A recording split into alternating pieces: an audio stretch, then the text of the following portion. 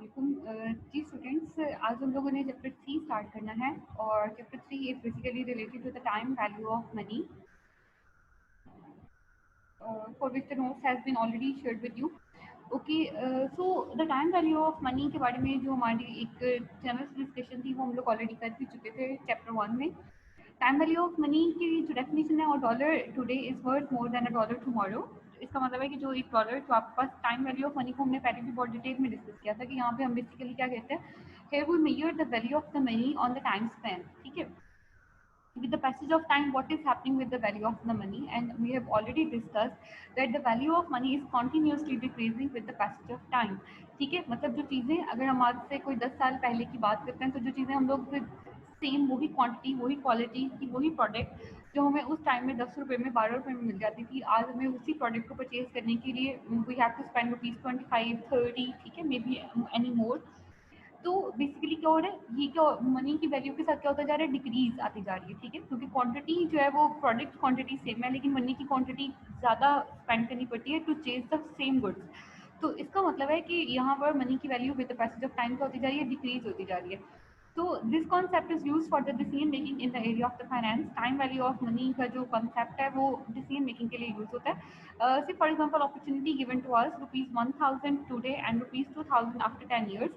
वो कहते हैं कि आपको अपॉर्चुनिटी दी जाती है कि आप ₹1000 जो है वो आज चूज कर लें या फिर आपको हम 2010 years के बाद दे देंगे। Then what will you choose? We will always prefer to have this present value, this to this value. ठीक है, और इसकी रीजन क्या है, ये टाइम वैल्यू ऑफ मनी, क्योंकि हमें पता है कि आज जो हमें 1000 मिल जाएगा उसकी वैल्यू फ्यूचर में मिलने वाले पैसे से ज़्यादा ही होगी। ठीक है, और ओके, देन नेक्स्ट वो आपसे बात कर रहा है exploration of its quantitative background. Quantitative अगर हम बैकग्राउंड की बात करें तो ही विल इन्वेस्ट, अच्छा यहाँ पे एक छोटी सी एग्जांपल आपके साथ शेयर कर रहा है। He will invest that money to grow it for 10 years। वो कहता है कि वो कोई सम ऑफ मनी, कोई भी अमाउंट ऑफ मनी जो है वो इन्वेस्ट करना चाहता है कि वो 10 years तक वो जो है वो ग्रो कर ले at a certain rate of interest in the fix deposit. Fix deposit के अंदर वो बेसिकली अपनी अमाउंट को जो है वो इन्वेस्ट करेगा।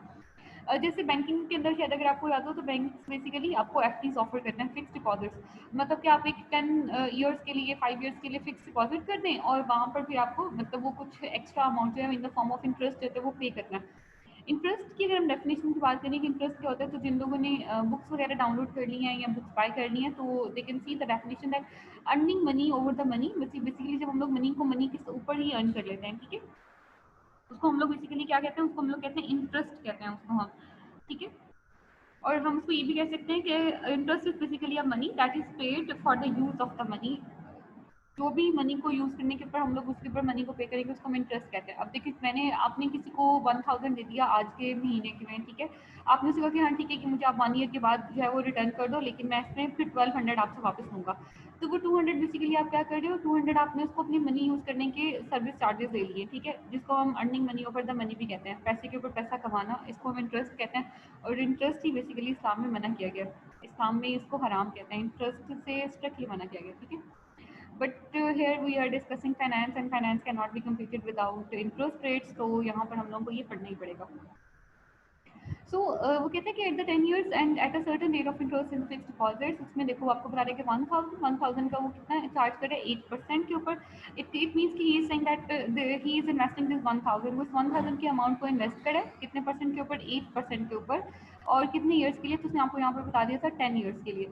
So what will happen after the 1 year, जो फर्स्ट ईयर मतलब जो पहले साल का एंड होगा तो वहाँ पर वो क्या करेगा, जो आपकी जो भी इनिशियल अमाउंट हम इन्वेस्ट करे होते हैं उसको हम प्रिंसिपल अमाउंट कहते हैं। ठीक है, और प्रिंसिपल अमाउंट इसके लिए हमारे पास यहाँ पे कितनी है, 1000 है। और सेकेंडली हमारे पास हमें क्या चाहिए, इंटरेस्ट। इंटरेस्ट रेट के लिए जो हमारे पास है उसने हमें बता दिया था दैट इज 8%, ये उसने इसका इंटरेस्ट रेट बता दिया है। अब यहाँ पर हमारे पास जो हमें थर्ड थिंग बेसिकली यहाँ पर आपके पास हमारे पास दो चीज़ें जो थी ना उनको हम वेरिएबल कहते हैं। वेरिएबल बेसिकली वो वैल्यूज होती हैं दैट कैन बी चेंज। ठीक है, विद सम इंडिपेंडेंट फैक्टर। तो यहाँ पर दो चीज़ें हमारे पास, एक इंटरेस्ट और एक टाइम, ये वेरिएबल्स होते हैं, ये चेंज होते रहते हैं हर सिचुएशन के साथ। और इंटरेस्ट को कैलकुलेट करने की बेसिकली यहाँ पे हमारे पास दो चीज़ें होती हैं, एक हमारे पास सिंपल इंटरेस्ट होता है और एक हमारे पास कंपाउंड इंटरेस्ट होता है।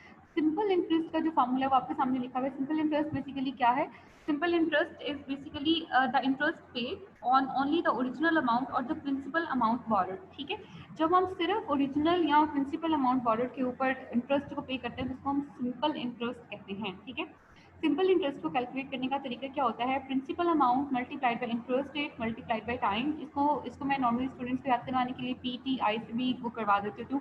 P for principal, T for time and I for interest rate. ठीक है, तो आप अपनी प्रिंसिपल अमाउंट को अपने इंटरेस्ट रेट को अपने टाइम पीरियड के साथ जब मल्टीप्लाई करेंगे तो आपके पास आ जाएगा interest. So after 1 year, basically देखो आफ्टर 1 ईयर आपके साथ क्या होना है, जो आपके पास ओरिजिनल अमाउंट थी आपको वो मिलनी थी 1000, और आपको क्या मिलना था, आपको इंटरेस्ट मिलना था।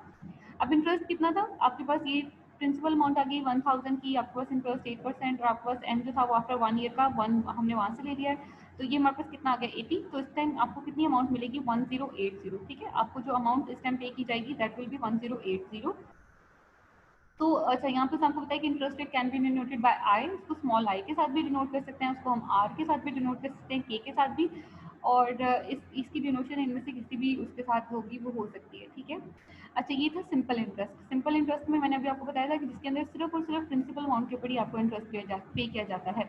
नेक्स्ट आपके पास जो कॉन्सेप्ट आ रहा है that is of compound interest. और कंपाउंड इंटरेस्ट बेसिकली क्या होता है, compound interest is basically the interest that is paid on the previous interest earned as well as on the principal borrowed। ठीक है, इसमें जो प्रिंसिपल अमाउंट हम लोगों ने बोरो की होती है उस पर भी हमें इंटरेस्ट मिलता है, प्लस जो प्रीवियसली हम लोगों ने इंटरेस्ट अर्न कर लिया होता है उसके ऊपर भी हमें इंटरेस्ट मिलता है।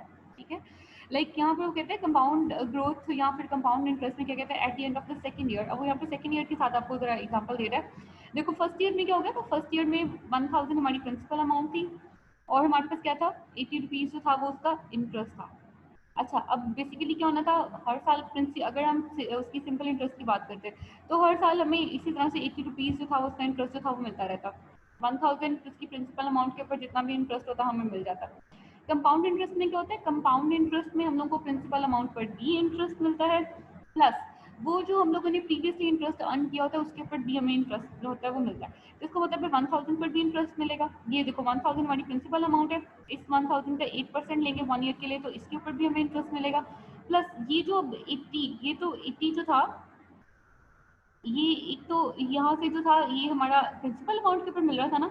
अब ये देखो यहाँ पर हम लोगों ने प्रीवियस ईयर में ये 80 वाला अर्न कर लिया था, अब यहाँ पर हमें उस 80 पर भी इंटरेस्ट मिल रहा है। That 80 multiplied by that 8% multiplied by 1 that is 6.4।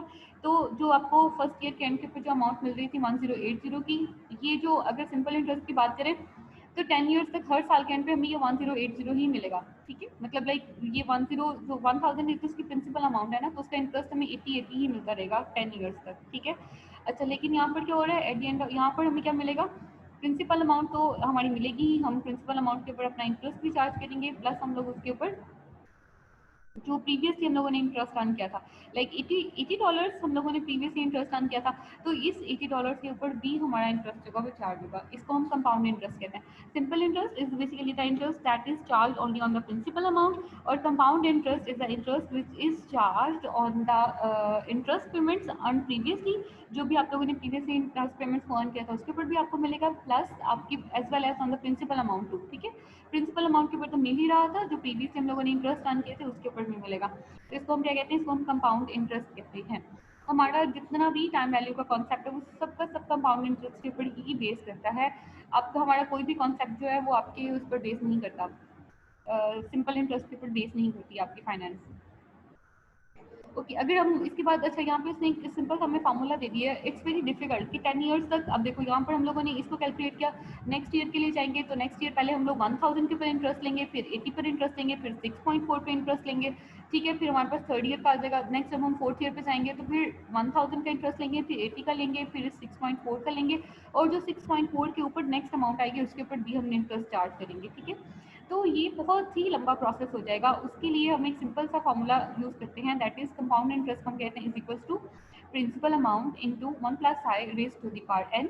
ठीक है, C I is basically your compound interest, P naught को हम आपकी प्रिंसिपल अमाउंट से डिनोट करते हैं, 1 इज इक्वल्स टू 1 ही है जो आपका आई है, that is your annual interest rate, मतलब जो भी इंटरेस्ट रेट हम चार्ज करेंगे, और जो एन है वो बेसिकली आपका क्या है, that is your time period. ठीक है, that could be in form of month years. ठीक है, तो मंथ्स में भी हो सकता है, ईयर्स में भी हो सकता है, तो वो जिस तरह से भी हमें देखा हम उसको उसी तरह से ट्रीट कर लेंगे।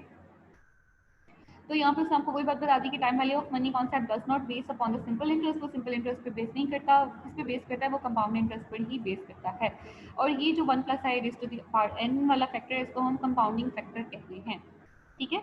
अब ये देखो वो जो प्रीवियस वाली वैल्यूज थी यहाँ पे पुट कर ली, वहाँ पे हमारी प्रिंसिपल अमाउंट कितनी थी, प्रिंसिपल अमाउंट वाज 1000 और इंटरेस्ट रेट कितना था, उसने कहा था 8%। 8% के बाद उसने हमसे कहा था कि उसका ईयर्स, तो उसने कहा था 10 ईयर्स के लिए वो इन्वेस्ट करेगा। अगर हम इसके ऊपर देखो फ्यूचर वैल्यू कैलकुलेट करें, आज हम 1000 इन्वेस्ट करेंगे, जो आज हम इन्वेस्ट करें ना, this is our present value. जो वैल्यू आपके पास आज मौजूद है ना, वो आपकी प्रेजेंट वैल्यू है। और जब हम अपनी प्रेजेंट वैल्यू के लिए कोई फ्यूचर वैल्यू डिटर्मिन करने लगते हैं, तो फिर हम उसकी फ्यूचर वैल्यू कैलकुलेट करते हैं। ठीक है, तो बेसिकली आज जो हमारे पास अमाउंट मौजूद है, हमारे पास जो प्रेजेंट वैल्यू मौजूद है, दैट इज ऑफ ₹1000 और $1000। 1 plus 0.8 raise to the power 10, उसके 10 ईयर्स के लिए इन्वेस्ट करेंगे। तो 10 ईयर्स के बाद जो वैल्यू हमें मिलेगी वो कितनी मिलेगी, दैट इज 2158.92। ये हमारी फ्यूचर वैल्यू होगी। ठीक है, क्योंकि ये हमें कब मिलनी है, ये हमें फ्यूचर में मिलनी है।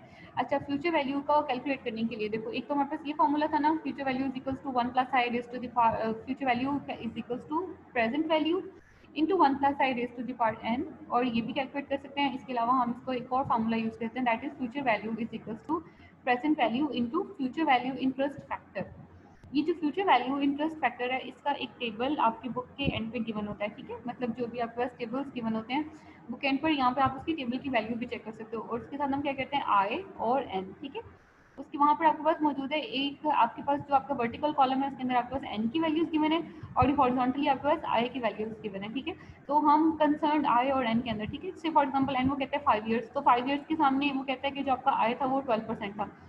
तो अब एन आपका 5 ईयर्स था, तो 5 ईयर्स के सामने जहाँ पर आपका आई 12 एग्जिस्ट करा होगा, वहाँ पे जाके हम अपना फैक्टर देख लेंगे, जो भी फैक्टर आएगा उसको यहाँ पे पुट कर लेंगे, प्रेजेंट वैल्यू से मल्टीप्लाई करेंगे, तो आंसर आ जाएगा। This is the simplest form to calculate the future value. ठीक है, फ्यूचर वैल्यू को कैलकुलेट करने का जो सिंपलेस्ट फॉर्म है वो यही है। ठीक है, so if the present cash flow is multiplied with the compounding factor, it will represent the future cash flow that will receive after 10 years. ठीक है, तो वो कहते हैं कि अगर प्रेजेंट कैश फ्लो को हम मल्टीप्लाई कर देते हैं कंपाउंडिंग फैक्टर के साथ, जो कि कंपाउंडिंग फैक्टर हमारा क्या था, ये वाला 1 plus I raise to the power 1 plus I raise to the power n. तो जब हम उसको उस फैक्टर के साथ मल्टीप्लाई कर लेते हैं, तो हमारे पास क्या आ जाती है, फ्यूचर वैल्यू आ जाती है, वो था cash flow that will be received after 10 years, जो कि हमें 10 साल के बाद मिलेगी। ठीक है, अच्छा यहाँ पर उसके बाद उसने प्रेजेंट वैल्यू को स्टार्ट किया, ये हम लोग अपने कमिंग लेक्चर में डिस्कस करेंगे। अभी तक के लिए जस्ट आप फ्यूचर वैल्यू का ही याद रखिएगा। फ्यूचर वैल्यू के बारे में अगर हम जनरली बात करें, तो फ्यूचर वैल्यू होती क्या है, the value at some future time of a present amount of the money. ठीक है, the value at some future time, जो हम लोगों को मतलब वो मनी जो आज प्रेजेंटली हमारे पास मौजूद है। ठीक है, और हमें मतलब आज हमारे पास मौजूद है और आज हम उसको इन्वेस्ट करना चाह रहे हैं और फ्यूचर में हमें वो वापस मिलेगी, तो हम उस अमाउंट की फ्यूचर वैल्यू को कैलकुलेट करके चेक करते हैं। एक्चुअली बेसिकली होता है कि हम प्रेजेंट वैल्यू को फ्यूचर वैल्यू के साथ कंपेयर नहीं कर सकते। ठीक है, तो हम प्रेजेंट वैल्यू को प्रेजेंट वैल्यू के साथ और फ्यूचर वैल्यू को फ्यूचर वैल्यू के साथ ही कंपेयर करके देखते हैं कि हाँ जी कौन सी अमाउंट हमारे लिए ज़्यादा बेहतर है और हमें इन्वेस्ट करना चाहिए भी या नहीं चाहिए। तो अगर अभी तक के लेक्चर को समराइज कर दूँ आपको, तो समरी सही सेइंग दैट कि हम लोगों ने भी डिस्कस कर लिया था टाइम वैल्यू ऑफ मनी की डेफिनेशन को डिस्कस कर लिया था। टाइम वैल्यू ऑफ मनी की डेफिनेशन के बाद हमने डिस्कस किया था कि हमारे पास यहाँ पे दो तरह के इंटरेस्ट कॉन्सेप्ट होते हैं, एक सिंपल इंटरेस्ट होता है, एक कंपाउंड इंटरेस्ट होता है। सिंपल इंटरेस्ट का फॉर्मूला भी हम लोगों ने डिस्कस कर लिया। कंपाउंड इंटरेस्ट के बारे में मैंने आपको बता दिया है कि जितना भी हमारा फाइनेंस होता है वो सब का सब कंपाउंड इंटरेस्ट पर ही बेस करता है। कंपाउंड इंटरेस्ट का मतलब ये है कि एक तो प्रीवियसली जो प्रिंसिपल अमाउंट है उसके ऊपर तो हमें इंटरेस्ट मिल ही रहा है, प्लस जो इंटरेस्ट हम लोगों ने प्रीवियस ईयर्स में अर्न कर लिया है उसके ऊपर भी हम लोग को इंटरेस्ट मिलेगा।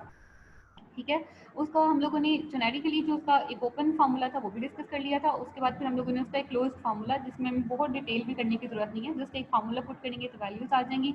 वो भी ये compound interest is equals to present value into 1 plus I raise to the power n. Simple इसको पुट करेंगे, 1 plus I raise to the power n को हम अपना कंपाउंडिंग फैक्टर बी कहते हैं। ठीक है, और इसके लिए हमने बात की थी कि बेसिकली ये जो प्रिंसिपल अमाउंट है ये हमारी प्रेजेंट वैल्यू है एक्चुअली, मतलब ये वो वैल्यू जो आज हमारे पास मौजूद है और ये हम इन्वेस्ट करेंगे तो अब हमें फ्यूचर में पैसे मिलेंगे, तो इसका मतलब है हम लोगों ने उसके लिए फ्यूचर वैल्यू कैलकुलेट करनी है। सो अब हमारे पास क्या आएगा कि that is future value is equals to, हम लोग उससे कहेंगे present value into 1 plus I raise to the power n. और ये देखो प्रेजेंट वैल्यू 1000 को पुट करके हम लोगों ने वैल्यू निकाली थी, हमारी फ्यूचर वैल्यू आती है एन, यहाँ पर 10 इसलिए मेंशन किया कि ये 10 ईयर्स के बाद की फ्यूचर वैल्यू है। ठीक है, इसके बाद मैंने आपसे ये भी बताया कि फ्यूचर वैल्यू का लिए हम ये भी फॉर्मूला यूज कर सकते हैं, that is present value into future value interest factor.